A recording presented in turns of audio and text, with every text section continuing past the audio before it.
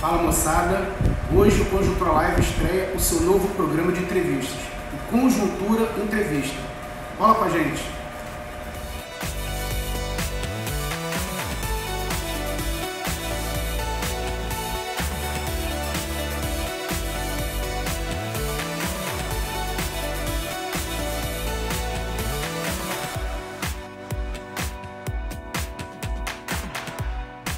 Fala moçada, hoje começa o programa Conjuntura Entrevista com o nosso convidado especial, Raul Bittencourt, candidato ao Senado pela UP número 800.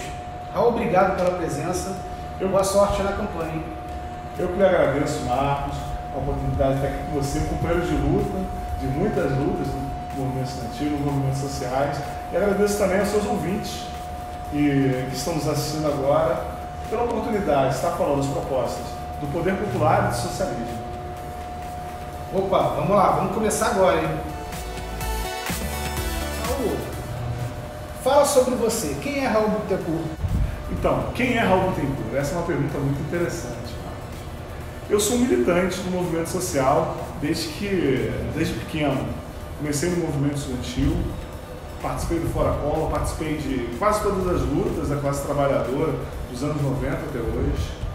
Estive nas ruas contra as privatizações, contra o aumento abusivo das mensalidades nas escolas particulares, em defesa da universidade pública, em defesa dos direitos sociais, contra as reformas trabalhistas, reformas previdenciárias, contra o desmonte da máquina pública, que é algo que perdura até hoje e tem que se agravar pelo governo Bolsonaro.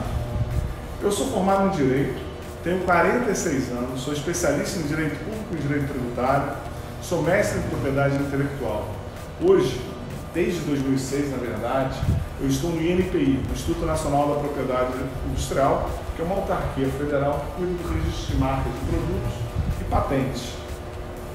Assim como muitos jovens trabalhadores, assim que eu terminei a faculdade, fui procurar o mercado de trabalho, trabalhei de forma precarizada em vários lugares, trabalhei em telemarketing, trabalhei via bolsa, fazendo os bicos como qualquer trabalhador faz para conseguir sobreviver. Mas passei no concurso em 2006 e hoje estou no INPI. Lá, infelizmente, independente do governo, a gente percebe que os gestores públicos, eles se comportam como qualquer patrão. Eles sempre trabalham para retirar os direitos, para aumentar a carga de trabalho, para fazer uma pressão sobre os trabalhadores para eles produzirem cada vez mais. E no serviço público não foi diferente. A partir disso, eu percebi que eu tinha me dado uma folga depois de anos de movimento estudantil, né? Fui diretor da Associação Municipal de Estudantes, fui diretor da União Estadual de Estudantes, que é uma entidade de estudantes universitários, fui diretor da UNE. Conseguindo me formar em Direito, eu decidi dar um tempo para mim, estudar, qualificar mais. Mas no INPI eu percebi que não existe nenhum outro caminho para nós que somos do povo, nós que somos estudantes, trabalhadores, nós que somos a classe trabalhadora, senão a luta por nossos direitos. Participei das campanhas salariais e comecei a atuar de forma mais contundente no movimento sindical a partir de 2010. E foi aí que eu conheci um movimento chamado Movimento Luta de Classes, que é uma corrente sindical que organiza os trabalhadores na luta dos seus direitos e que faz um claro contraponto aos desmandos patronais. Dentro dessa corrente veio a jornada de junho de 2013, veio aquela efervescência do movimento social e nós, coletivamente, junto com outros movimentos, nos perguntamos o que há de errado na política para ter tanta rejeição aos partidos estabelecidos. A gente percebeu que houve uma saída das ruas por parte da esquerda. Os socialistas já não eram tão socialistas e a esquerda não é mais tão vermelha. E isso fez com que abrisse espaço para a direita no país. Então a gente entendeu que era necessário uma nova organização político-partidária que atuasse dentro dos princípios do centralismo democrático político e que construísse as lutas nas ruas, nas periferias, nos lugares que foram abandonadas pela esquerda. Então eu, Raul Bittencourt, militante de longa data, seu contemporâneo, né, Marcos? Passei a participar do processo de construção da Unidade Popular, esse partido jovem, formado por gente jovem, no qual, curiosamente, eu sou quase a cota, né, que a maior parte das nossas candidaturas são de mulheres, em 68%, 60% de negros, e o partido que aponta que o único caminho para nós, que somos trabalhadores, é a luta organizada em defesa dos direitos, em defesa de uma sociedade onde não haja mais opressão, onde a opressão de classe seja posta de lado. Esse é Raul Bittencourt, um militante, que hoje empresta seu nome para representar a Unidade Popular na eleição para o Senado Federal. Raul, queria que você falasse para a gente o que você acha da situação política nacional hoje e também sobre as eleições. Olha, de fato, a situação política nacional é assustadora. Apesar de todo o massacre feito por Bolsonaro, apesar de toda a desgraça no qual o país está submerso, um país onde a gente tem mais de 100 milhões de pessoas no limite da fome, nós temos mais de 30 milhões de pessoas sem ter o que comer, Bolsonaro ainda consegue ter 30% de apoio no processo eleitoral. Isso significa duas coisas. Primeiro, que o campo da oposição não foi capaz de colocar um contraponto real ao bolsonarismo, a esse projeto de destruição da identidade do nosso povo. E o segundo é que a estratégia dos setores majoritários de fazer o contraponto apenas nas urnas está claramente equivocada. Porque se fosse apenas uma conjuntura eleitoral, o apoio político a Bolsonaro já teria erodido já tem muito tempo, mas ele se mantém firme e estável e as pesquisas indicam que o voto dele é muito consolidado, apesar de ele não estar crescendo, os seus eleitores indicam que não tem tendência a mudar de voto. Isso faz com que se apresente como a única alternativa para a gente superar o bolsonarismo ser a mobilização popular naqueles setores que são hoje excluídos da política. Essa, na prática, é a perspectiva da Unidade Popular. A gente acredita que, primeiro, a esquerda tem que estar na periferia. Boa parte dos nossos quadros de militância são filhos e filhas da periferia do Rio de Janeiro. Nós temos um companheiro, o GB, que é cria da Baixada Fluminense, morador de Morro Agudo, em Nova Iguaçu. Nós temos a Chantal, de Cabo Frio, que é moradora da favela do Lixo, uma comunidade carente extremamente pobre em Cabo Frio. Nós temos a Giovana, que também é uma filha da nossa periferia, porque ela é de Realengo. A nossa candidata a governadora, Juliette Pantoja, vem de Saracuruna. A nossa vice-governadora, a Juliana, ela é moradora do Morro do Vital Brasil, em Niterói, estudante da UF. Então, a Unidade Popular não é um partido que vai para a periferia atrás de voto. É um partido cuja militância mora na periferia, ela faz parte dessa realidade, então ela fala com toda a autonomia sobre o problema da conjuntura atual, sobre a questão do desemprego que tem deixado muitas famílias, muitos trabalhadores apavorados, o preço dos alimentos que disparou. Mas só a questão econômica, ela não é suficiente para entender a conjuntura. Diferente do que alguns setores apontam, nós temos o temor, e com base nas declarações de Jair Bolsonaro no último 7 de setembro, esse temor é plenamente justificado, que pode não ter eleição, e ainda que tenha eleições, quem ganhar pode não tomar posse, porque todo o discurso do seu Jair e de seus generais, e com apoio dos setores do Centrão, é que as eleições, de uma forma ou de outra, são fruto de alguma trapaça no sistema eleitoral, que o judiciário estaria contra Bolsonaro.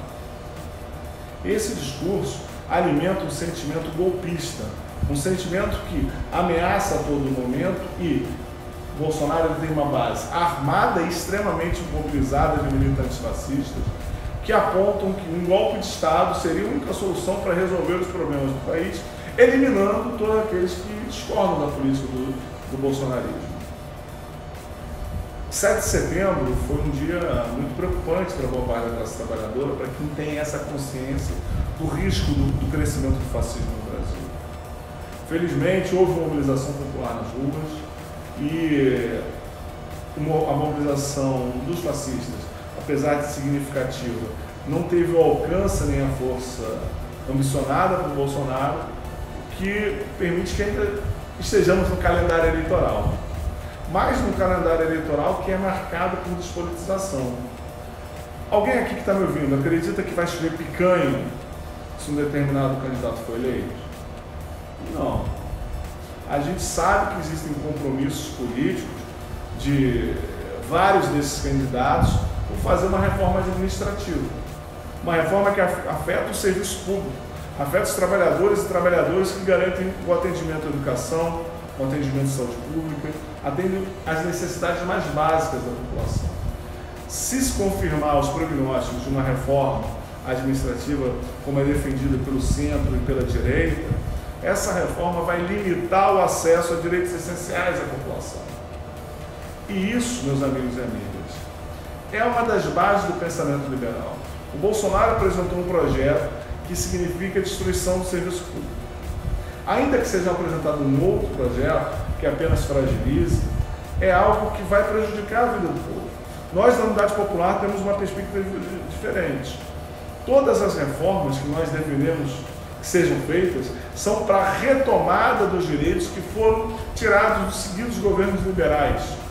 A gente precisa desfazer a reforma trabalhista para garantir que tenhamos emprego com carteira assinada. A gente precisa desfazer a reforma da Previdência para garantir que as pessoas consigam se aposentar. Isso foi uma coisa que me deixou muito triste. Antes de me licenciar do Sindicep, me reuni com o senhor, que vai fazer 75 anos, um trabalhador do serviço público da Conab. Ele estava apavorado pelo fato de se aposentar, porque ele ia perder quase metade da sua renda. Por quê? Porque a aposentadoria, na prática, para muitos trabalhadores é uma sentença de morte, porque ele não vai ter nem dinheiro para pagar os remédios dele e da esposa dele.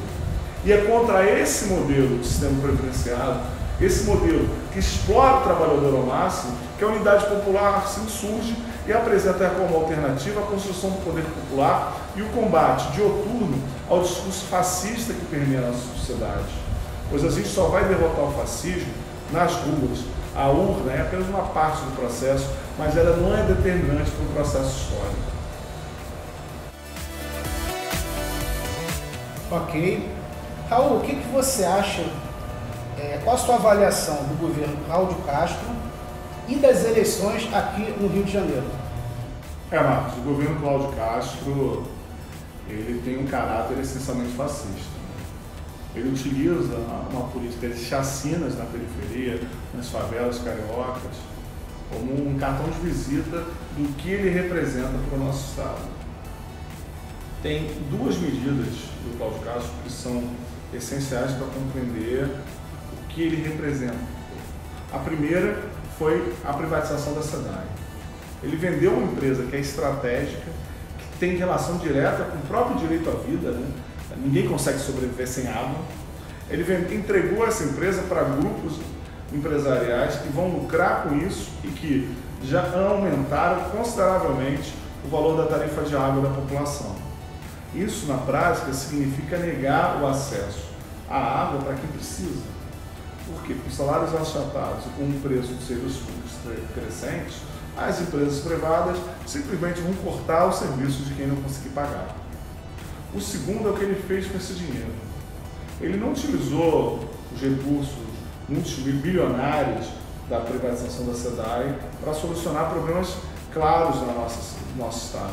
Ele não fez isso, não usou para criar emprego, não usou, por exemplo, para resolver problemas de infraestrutura dos hospitais. Não. Ele utilizou para a sua campanha eleitoral. A gente viu um escândalo de funcionários fantasmas em uma empresa estadual. Nós vemos uma série de obras iniciadas no período eleitoral e que nós não temos certeza que serão concluídas, que todo mundo sabe que a obra em período eleitoral muitas vezes não é concluída, e que estão sendo feitas com esse dinheiro da venda da SEDAI apenas para serem utilizadas como moeda de troca eleitoral. O Cláudio Castro, ele, em alguns momentos, ele apresenta Bolsonaro claramente como seu candidato, e o outro, quando interessa, ele esconde Bolsonaro. Mas ele é um representante da lógica, tanto do centrão quanto do bolsonarismo, da lógica da violência estatal como solução para o problema da segurança pública. Vamos lá. Há quantos anos, no nosso Estado, há quantas décadas, o assassinato, a política de extermínio na periferia não é a regra da segurança pública. Há muito tempo. Nós estamos mais seguros ou menos seguros? Olha, a política do Cláudio Castro para a segurança pública não melhorou a segurança pública. Dá uma aparência de segurança, mas o único efeito concreto foi a ampliação do poder das milícias. Você tem várias áreas hoje que antes não eram dominadas pelas milícias, que estão nas mãos das milícias. Pessoas sendo assassinadas sem o devido processo legal. Nós temos operações faraônicas com aparato de guerra sendo feitas em favelas, no qual morrem pessoas inocentes, morrem pessoas que supostamente são criminosas, mas ninguém é preso. Armas não são apreendidas, drogas não são encontradas. A única coisa que tem como resultado da operação são pilhas de cadáveres e a permanência do problema, do tráfico de drogas e o problema das milícias. A superação desse modelo de Estado repressivo, ela é urgente para a gente conseguir ter um Rio de Janeiro, um Estado do Rio mais justo. Não é possível a gente admitir o assassinato como uma política de Estado. Um outro elemento que se coloca nesse processo eleitoral e que me deixa muito triste é o crescimento da candidatura do Cláudio Castro, especialmente no interior. Ele apostou em colocar um vice da Baixada Fluminense para dialogar no interior, enquanto, por exemplo, a candidatura do PSB optou por fechar um acordo mais à direita, mas também na cidade do Rio de Janeiro, o que é lido por uma parte da população do interior como um candidato que só vai governar aqui para a cidade do Rio, não para o Estado como um todo. A unidade popular ela parte de uma perspectiva diferente, né? A gente optou por colocar uma companheira que é cria de Caxias e o outro que reside em Niterói, que é estudante da UF.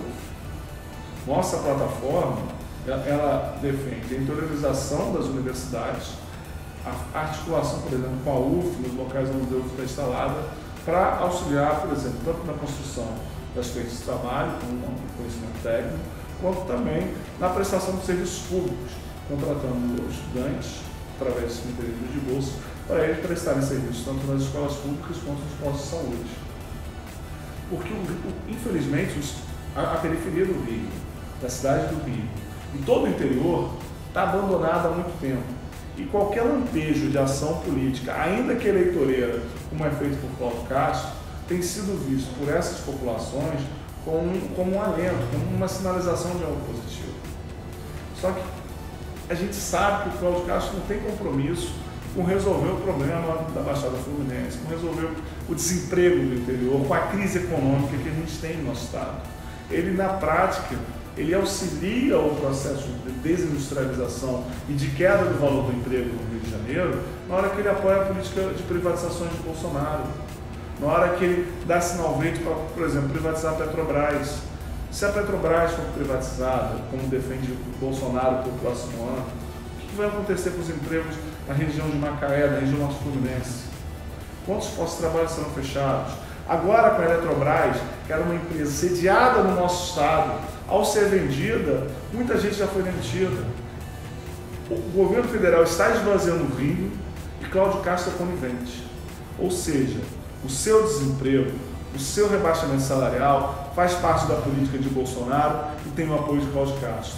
Para mudar isso, é só um governo popular e socialista para garantir emprego e comida na mesa da classe trabalhadora. Agora eu queria, Raul, que você falasse sobre a sua candidatura ao Senado e as propostas da UP nessas eleições. Olha, nas candidaturas da Unidade Popular tem uma coisa muito interessante. Eu não sou candidato por uma escolha pessoal, né? É uma construção coletiva. Tem muito partido que você tem uma briga de foice para saber quem vai ser candidato. Na Unidade Popular, primeiro a gente discutiu nossas propostas no geral, discutimos para que cargos lançaríamos candidatos, né? É um partido pequeno, que não tem dinheiro, não tem tempo de televisão, é um partido que é rico em militância, mas é pobre em dinheiro.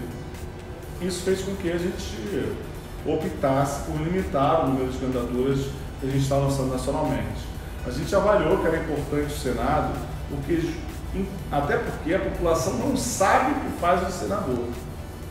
Quando eu estava na Baixada Fluminense, conversei com muitas pessoas que me perguntavam: tá, você é candidato ao Senado, mas o que faz exatamente o Senado?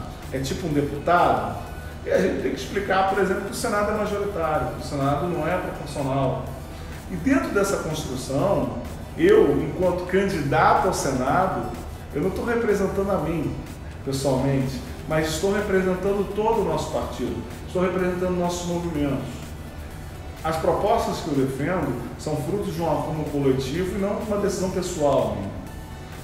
Não é como alguns candidatos que um dia defendem uma proposta como a legalização das drogas e no dia seguinte não defendem mais. Qualquer coisa que eu apresente no meu mandato será fruto de uma discussão interna no partido e também externa para a sociedade. Por quê? Porque a gente defende uma parada chamada poder popular. A gente acredita que a política tem que ser feita junto com a população. Então, qualquer mandato de qualquer companheiro nosso que venha a ser eleito no Brasil, ele vai se basear no diálogo com os nossos movimentos e com a população. A gente acredita que as emendas participativas, a discussão da construção do orçamento tem que se dar junto com o povo. Dentro dessa lógica de construção do poder popular, nós propomos a criação de conselhos que vão gerir toda a vida da sociedade. Por que a população que é mais afetada pela questão da violência não é ouvida na construção da política de segurança pública? Por que não temos o controle social de trabalhadores e trabalhadoras sobre a ação da polícia? A gente defende esse tipo de ação. Por que no órgão que eu trabalho, no INPI, nós não escolhemos os dirigentes? É alguém que cai do céu, que muitas vezes não conhece nada do trabalho, mas que está lá para representar o interesse político de grupo A ou B. Por que os trabalhadores não podem escolher quem vai organizar o seu trabalho? Se a gente que é socialista não defende uma prática de empoderamento dos trabalhadores, quem vai defender? É por isso que nós da UP acreditamos que é fundamental a construção desse poder popular em todas as suas etapas, de forma que os funcionários do INCRA, que os trabalhadores da CONAB, que os trabalhadores das universidades possam diretamente escolher seus reitores, escolher seus gestores, escolher os presidentes dos órgãos. A gente defende, por exemplo, uma coisa que muda um pouco a lógica do nosso judiciário. O judiciário é um poder constituído muito grande, ele controla muita coisa. O Supremo Tribunal, então, ele tem um poder gigantesco. Mas quem escolhe ele? É o povo? Não. Quem escolhe ele são negociados palacianos no Congresso Nacional e na Presidência da República. Nós defendemos a eleição do juiz, a eleição dos desembargadores, a eleição dos ministros do Supremo. É a única forma desse poder, de fato, ser representativo das necessidades populares. Como uma proposta que a gente discutiu internamente e que afeta muito o cotidiano do serviço público, a gente quer reforçar os mecanismos que coíbam tanto o assédio moral quanto o assédio sexual no serviço público. E o assédio moral se dá de várias formas, sobre o excesso de produção, sobre excesso de controle. E num Estado onde a organização dos trabalhadores será o cerne, esse tipo de atitude tem que ser coibida e afastada a todo tempo. Uma outra proposta da Unidade Popular que eu vou fazer a defesa no Congresso Nacional é da auditoria da dívida pública. Porque essa dívida que é imposta ao povo, primeiro, ela foi criada para não ser paga e criada para amarrar o nosso povo a uma estrutura de endividamento eterno. Um outro ponto também que eu gosto de defender é que a gente precisa investir em ciência e tecnologia. Hoje, infelizmente, o governo abriu as portas para investimentos estrangeiros em alguns setores. A maior parte das pessoas não sabe, mas o governo americano investe em projetos de pesquisa aqui no Brasil para desenvolver sistemas militares para serem utilizados pelos norte-americanos, considerando as nossas características climáticas, características sociais. Ou seja, eles estão usando estruturas nossas, do nosso conhecimento, das nossas universidades, para desenvolver armas para combater a própria população brasileira e com aval do governo federal. Esse, por exemplo, é uma pauta que eu vou trabalhar para combater. além, é claro, de lutar para reverter as reformas neoliberais, lutar para reverter as privatizações e garantir uma renda a todo trabalhador que precisa através das frentes emergenciais de trabalho. Para fecharmos esse bloco de perguntas, qual vai ser o posicionamento, ou deve ser o posicionamento da esquerda socialista pós-eleições desse ano, de outubro? A única certeza que eu tenho pós-eleições, se elas de fato ocorrerem, é que será necessário muita luta, independente de quem ganhe. Se os dois candidatos que estiverem na frente das pesquisas forem de fato do segundo turno e um deles sendo eleito, a perspectiva é, ou termos uma reforma administrativa branda, ou termos uma reforma administrativa para destruir de vez o serviço público. Contra esse projeto, que é um projeto de cunho liberal, nós socialistas temos que organizar greves, organizar mobilizações, organizar os trabalhadores para lutar por seus direitos. Não temos outra alternativa. Até porque, independente do resultado eleitoral, esses grupos fascistas que se organizam ao redor de Bolsonaro e sua gangue, eles não vão desaparecer do mapa na hora que você apertar o verde na máquina de votar. Não vai ser a urna eletrônica ou de papel que vai impedir o crescimento e a organização desses grupos. Vocês viram o chamamento do filho do presidente, do seu Eduardo Bananinha, o Bolsonaro, chamando os CACs, que são pessoas que têm de armas, para eles se organizarem em grupos de campanha. Olha, milícia armada para mim não é para eleição. Milícias armadas para dar golpe de Estado, para ameaçar e para matar. Não é à toa que uma pessoa, numa festa de aniversário, foi assassinada por um bolsonarista. Um trabalhador rural foi quase decapitado, foi assassinado a facadas esses dias por outro bolsonarista. Há uma série de atentados que estão ocorrendo aqui e ali, feitos por militantes fascistas, radicalizados pelo bolsonarismo. E isso não vai desaparecer com a urna eletrônica, isso não vai desaparecer com o voto. A única alternativa para a esquerda socialista é aumentar o seu grau de mobilização e denunciar os males do sistema. Não podemos achar que uma simples perfumaria no capitalismo vai solucionar o problema do povo. Olha, eu votei na Dilma no segundo mandato dela, sem problema nenhum, acho que foi uma decisão correta, mas na medida em que ela se aproximou dos liberais, procurou o grande capital e começou a atacar os direitos dos trabalhadores, o governo dela se tornou ainda mais insustentável. No governo Temer, a direita foi para cima e arrancou muito direito do povo. Bolsonaro fez a mesma coisa. Eu tenho certeza que se a gente tivesse tido uma grande unidade no campo popular e progressista, junto conosco, Comunidade Popular e outros partidos que fazem, por exemplo, parte da articulação Povo na Rua, Bolsonaro não seria candidato. Porque se a gente tivesse feito greve geral, se tivéssemos organizado grandes protestos massivos, como estavam acontecendo no meados de 2021, e mantido a mobilização de forma crescente até esse ano, ele não aguentaria na cadeira. O próprio Centrão teria dado andamento ao processo de impeachment. Mas com a realidade hoje, sem pressão política, sem mobilização, Bolsonaro se manteve no poder, Bolsonaro destruiu os direitos dos trabalhadores e fez com que a sua política econômica e a sua política de saúde matasse gente. Tem gente morrendo hoje no Brasil por culpa de Bolsonaro, morrendo de fome, porque Bolsonaro facilitou a exportação de alimentos. Tem muita gente que morreu doente, foi por causa da política de Bolsonaro dizer que a cloroquina ia salvar a vida dele. Ora, isso não pode ser negligenciado. Esse discurso que nega a ciência, que nega a saúde pública, que nega serviços públicos, não vai desaparecer. Até porque fascista não se derrota no voto, não vai sumir como um milagre. A gente vai precisar de muita coragem, de muita combatividade, de muita organização popular, de muito trabalho de base na massa, junto à massa do povo, junto com o povão, para transformar a realidade desse país derrotar de fato o fascismo, fazer uma nova revoada das galinhas verdes e fazer com que o Brasil abra suas portas para uma nova perspectiva de sociedade, uma sociedade no qual o poder popular, a organização do povo é central no tudo. Uma sociedade que, entendo eu, é a sociedade socialista, no qual a gente não vai ter mais criança morrendo de fome aqui no centro do Rio de Janeiro. Não vamos ter mais pessoas tendo que catar comida no lixo para conseguir sobreviver. Se mantida a lógica liberal, os problemas vão continuar os mesmos. O que não basta para solucionar o problema do capitalismo, você jamais vai solucionar com mais capitalismo.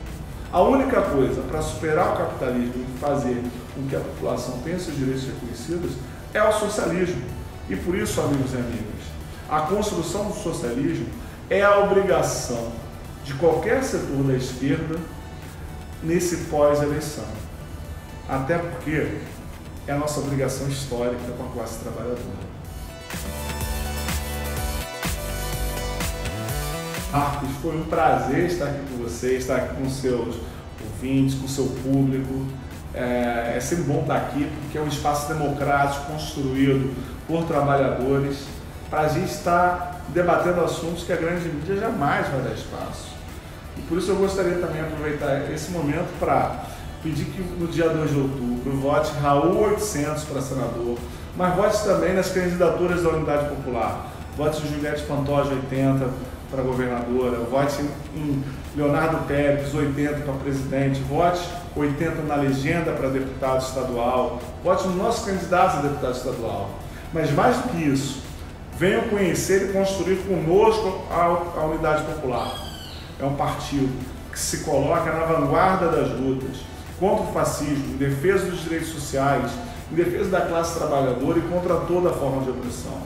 Porque se a gente não se organizar, independente do resultado dessa eleição, tem eleição daqui a 4 anos. E daqui a 4 anos terá outra eleição. E viveremos sempre sob a ameaça do fascismo. E contra o fascismo, só o poder popular e o socialismo. Até a vitória e parabéns ao Conjuntura Live. É isso aí, moçada. Valeu demais a entrevista com Raul Bittencourt, 800, candidato ao Senado pela UP. Valeu pela transmissão de hoje. Obrigado, Raul. Cola com a gente.